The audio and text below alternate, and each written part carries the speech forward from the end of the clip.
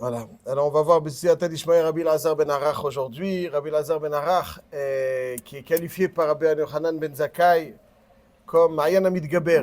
C'est-à-dire qu'il y a une différence entre Rabbi Eliezer Ben Urkenus, qui est Borsut, chez nommé Abed Tipa. Rabbi Eliezer Ben Urkenus, c'est celui qui conserve de la meilleure des façons l'enseignement du maître.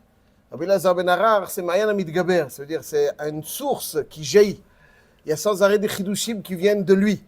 C'est la différence entre un puits et une source, c'est qu'un puits conserve les eaux, que les eaux du puits, outre, la source, elle jaillit, elle jaillit, elle jaillit.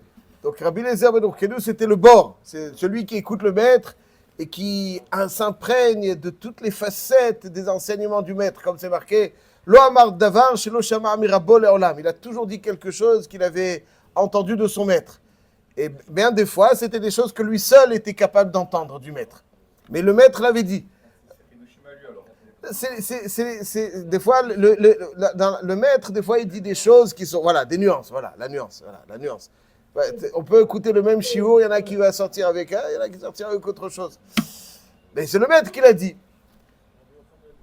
On ne peut pas toujours savoir ce qui va être retenu. Il y a des gens qui vont retenir plus ça. Lui a retenu tout, et puis avec toutes les nuances. Il y a des nuances, une fois il dit comme ci, une fois il dit comme ça. Ça, c'est Borsut Shelom Abed Tipa. Rabbi Lazar Ben Arach, c'était caractère différent. Rabbi Lazar Ben Arach, c'était Mayan Amid Gaber. Mayan Amid Gaber, donc ça veut dire il jaillit, il y a une source personnelle. C'est sûr qu'il écoute le maître, mais il y a une source personnelle. Ça, c'est les qualités Rabbi Eliezer Ben Urkenus et Rabbi Lazar Ben Arach. Rabbi Eliezer Ben Urkenus, alors c'est une excellente question, si on doit choisir. Est-ce que c'est Rabbi Eliezer Ben Urkenus et... Il y a le moussag de Sinaï et de Oker Harim aussi. On voit qu'un Sinaï, c'est celui qui a beaucoup de connaissances, et le Oker Harim, c'est celui qui a la finesse, et il est piquant, il est aiguisé, il sait déraciner les montagnes littéralement, Tochanan Zobezo, il sait décortiquer les choses. Il faut en discuter. Si vous voulez Blinéder, demain on parle un petit peu plus de ça. Les deux sont importants. Mais attention, le Sinaï, c'est pas celui qui, comme un imbécile, écoute certains enseignements, qui est passif. Le Sinaï, c'est celui qui a plus de connaissances, mais il a aussi cette profondeur qui permet de bien acquérir les enseignements. C'est pas... Mais le Karim a plus cette capacité à faire jaillir des choses de lui-même, à réfléchir, à raisonner, à... Bon. Blinéder, on en parlera. En tout cas, il y a ces deux qualités.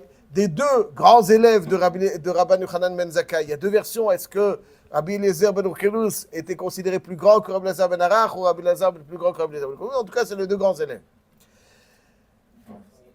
Quelles sont les qualités que vante Rabbi Elazar Ben Arach et que vante Rabbi Eliezer Ben Urkenus? Rabbi Eliezer Ben Urkenus, il dit Aïn Tova. Et Rabbi Elazar Ben Arach, il dit Lev Tov. Quelle est la différence entre Aïn Tova et Lev Tov? Aïn Tova, c'est avoir un bon regard. Et Lev Tov, c'est avoir un bon cœur. Maïvdel. Il y a une différence? Quelle différence? Aïn Tova, c'est les choses qu'on voit de l'extérieur. Lev Tov. Qu'on arrive à voir, dans la nuance, voir les choses, de mesurer, de casser au bout, de prendre en compte tous les facteurs. Il a fait. Alors, il a fait mal.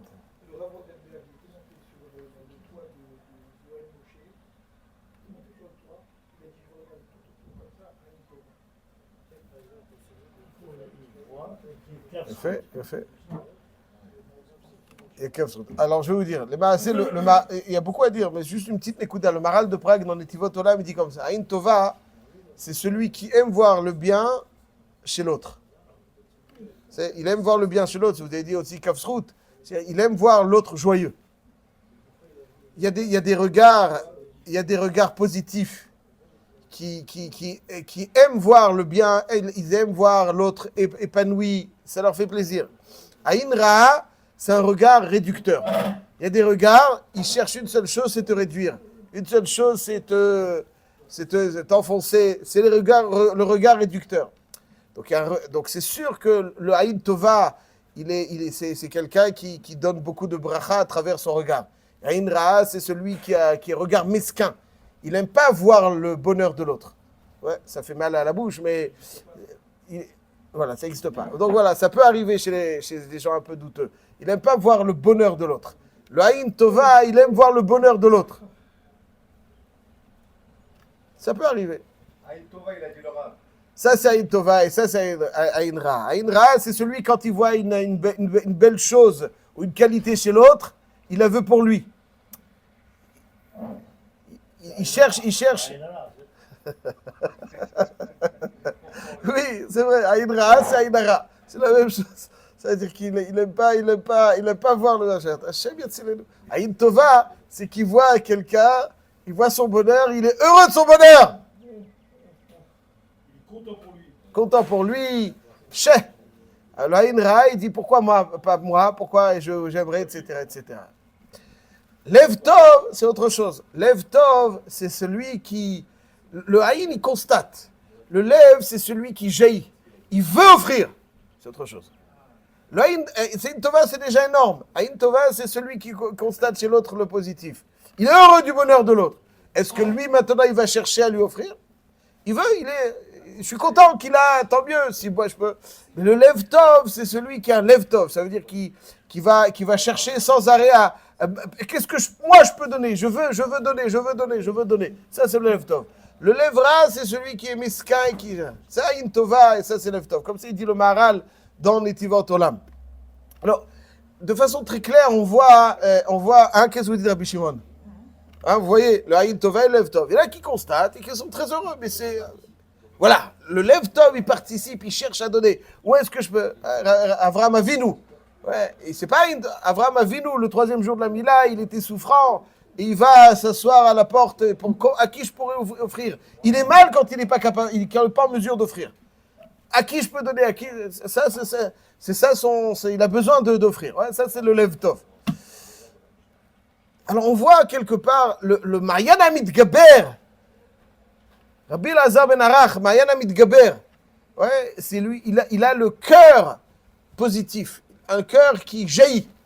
Il jaillit de la Chokhmah, il jaillit du Tov, il jaillit... L'Aïn Tova, il constate. Il observe, il conserve, il protège, tant mieux. Mais le Lev Tov, c'est le Mayan, le Lev du Mayan, le Mayan Amidgaber. Et dans la Mishnah, on voit que Rabban Yochanan ben Zakkai, il dit à ses élèves que celui qui a Lev Tov, il a tout. Celui qui a Lev Tov, il a tout. Le Lev, c'est le Shoresh. Alors, c'était quoi les qualités? Les qualités, c'est Aïn Tova. Les qualités, c'est Chaver Tov, Shachen Tov, Aroet Anolad, n'est-ce pas? Rabbi Eliezer ben Urkenus, il a dit Aïn Tova. Donc on comprend, le Lev Tov aussi, s'il cherche à donner, donc aussi, il aime voir quand l'autre il est heureux. Et Chaver Tov aussi. Et celui qui a Lev Tov, alors forcément, il aura Chaver Tov, il aura Shachen Tov. Il est Roet Anolad aussi. Parce que le vort de Roet Anolad, il y a une intelligence émotionnelle. Je pense, avec un peu d'expérience dans la vie, je pense que l'intelligence la plus déterminante, c'est l'intelligence émotionnelle. Il y a des gens qui sont dans la tête des gros matheux, mais qui sont bêtes. Vous avez des gens, des philosophes, mais ils sont bêtes. Être intelligent, ça, c'est une gens émotionnelle, savoir ce qu'il faut faire, quand il faut le faire, ce qu'il faut dire, quand il faut le dire. Pardon? L'intelligence du cœur, voilà. Chacham Lev, une Chokhmat Alev, une Chokhmat Alev. Chokhmat Alev, c'est-à-dire d'abord que la Chokhma, comment on devient Chacham Lev? D'abord, la Chokhma, elle imprègne le cœur. C'est-à-dire que si le cœur, il reste bête et que la tête, elle est très intelligente, il y a un décalage, c'est un peu embêtant. Quand la Chokhma, elle imprègne le cœur, alors le cœur, il sait déjà, il a cette intelligence. Quand il faut faire, il a les bonnes intuitions. Pas des intuitions bizarres et irrationnelles. Des intuitions tout à fait rationnelles que le cœur a. Ça, c'est donc Lev Tov. Le Lev Tov, il a tout. Il est Roet Anolad. Le Roet Anolad, il sent. Il y a marqué d'ailleurs dans Midrash Shocher Tov, il dit que celui qui est... V'chol asher ya'aseh yatzliach, Midrash Shocher Tov au début, il dit Rabbi Elazar ben Arach, c'était un Baal Etza Atzum. C'est-à-dire qu'il donnait des conseils de folie. C'est ça aussi Lev Tov. Et Roet Anolad, ou Roet, celui qui a Lev Tov, il sent les choses, il sent les choses. Lev Tov, Bichlal Dvarav Divrechem. Ce qui dit Rabbi Elazar englobe tout ce que vous disiez. Tout ce que vous dites, dit Rabban Yochanan ben Zakkai à ses élèves. Et là, mes chers amis, pour terminer, on voit Rabbi Elazar ben Arach avec toute la grandeur qui le caractérise. On voit que dans le chasse, Rabbi Elazar ben Arach, il est cité énormément. Il est très présent. Rabbi Elazar ben Arach, on le connaît des Pirkei Avot, et il est beaucoup moins cité. Pourquoi? Parce que Mayan Amidgaber, Mayan Amidgaber. Vraisemblablement, c'est dû à ce qui est décrit dans Masechet Shabbat, Daf Kuf Mem Zayin Amud Bet, mais c'est marqué encore dans plusieurs autres endroits, dans les Midrashim un peu plus longuement. Je cite très rapidement la Gemara. C'est un passage très triste, mais la Gemara dit comme ça. Après la ptira de Rabban Yochanan ben Zakkai, l'épouse de Rabbi Elazar ben Arach donc et se trouve dans un endroit où il y a des bains thermaux, où il y a beaucoup un cadre intéressant. Et finalement, c'était lui le Mayan Amidgaber. Donc finalement, alors, quand Rabbi Yochanan ben Zakkai dit, lui il voulait rejoindre ses amis, et sa femme lui dit, c'est à eux de venir chez toi, c'est toi le Mayan Amidgaber. Et il va rejoindre son épouse dans les eaux de Diomsit. Rabbi Elazar ikla le'atam, dans les eaux les bains thermaux de Diomsit. Ibshich batrayou. Et malheureusement, donc, sur les conseils de son épouse, elle lui dit, viens, c'est eux qui doivent venir derrière toi. Et finalement, il se laisse prendre par ses bains, et à Talmudé, il a tout oublié. Et quand on le monte à la Torah, comme les Mikre Bessifre, on le monte à la Torah, au lieu de dire à Hodesh Azelachem, il va dire Heresh Ayalibam. Heresh Ayalibam. C'est-à-dire que le cœur qui est Mayan Amidgaber, qui est sensible, qui est productif, il devient sourd et muet. Heresh Ayalibam. Heresh Ayalibam. C'est-à-dire, il monte à la Torah au lieu de dire Hodesh Azelachem.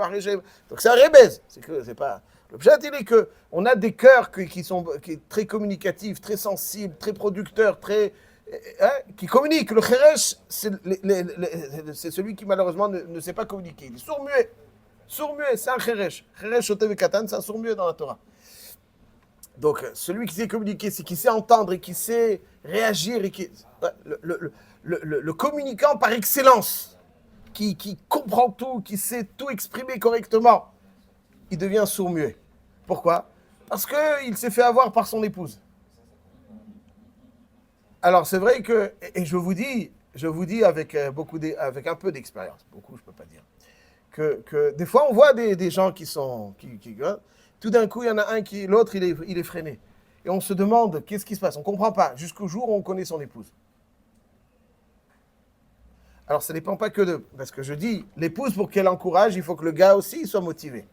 Mais, quand il y a une épouse qui n'est pas à la hauteur, elle freine. Et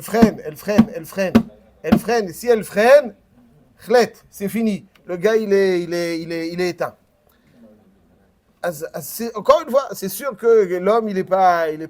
Ouais, si elle cherche à je ne sais où, regardez, M. Cohen, il a, Baruch Hashem, Ben Porat Yosef, les Orech Yamim Veshanim, Deshinim V'Ra'ananim Yiyu. Deshinim V'Ra'ananim Yiyu, Ben Porat Yosef, Ben Porat Alehaïn. Pourquoi? Parce qu'elle est tzadeket. Donc quand ça pousse, et donc ça permet d'atteindre les sommets. Rabbi Elazar ben Arach, c'était le meilleur. Mayan Amidgaber, Lev Tov. Tout d'un coup, clac. Pourquoi? Parce qu'il a quitté ses amis. Il a quitté sa chevra. Il a quitté ses compagnons d'études. Il pense parce qu'il est truc. Mais alors c'est à cause de sa femme. Mais finalement, concrètement, c'est parce qu'il a dit viens, ça suffit. C'est eux qui doivent venir à toi, ça suffit. Quand quelqu'un il n'est pas dans l'esprit donc de continuer, tu peux être le plus sensible, le plus intelligent, le plus raffiné. Mais si tu n'es pas sollicité, titillé, et le contexte qui est favorable à cela, ça c'est donc Rabbi Elazar ben Arach. Le left-off qu'il avait, il a vraiment communiqué du bien, parce que ses amis à la finale, qu'est-ce qu'ils ont fait? Ils ont prié pour qu'il revienne. Voilà, Chazak. Alors après, la Gemara, elle dit, comme vous faites bien de le préciser, après il y a marqué que Baoura Rabbanan Rachamé Ale Vadar Talmudé. Ils ont demandé pour lui des Rachamim, et puis finalement, il a retrouvé toutes ses capacités. Baruch Hashem, il a retrouvé toutes ses capacités. Mais le contexte qui finalement est favorable et qui permet à l'homme de se dire, bon, c'est bon, on a tous besoin les uns des autres pour finalement que ce cœur-là, ce qu'on a dans le cœur, donc puisse sortir. Et bien, Zrat Hashem, voilà, ça c'est donc le Yesodot qu'on apprend de ces Mishnayot. Chazak ou Baruch.